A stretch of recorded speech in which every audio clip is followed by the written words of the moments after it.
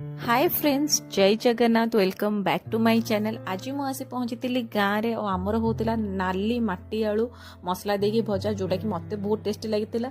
So fast से तेल को गरम कर देथिलु, सोरष तेल तादर पकईलु, फुटण फुटण फुटीगला से पकईलु पियाज पियाज टे लाल लाल हो गला से मु पकईली कंचा लंका, तापर भूसंग पत्र पकई भल भाव गोले दिंतु।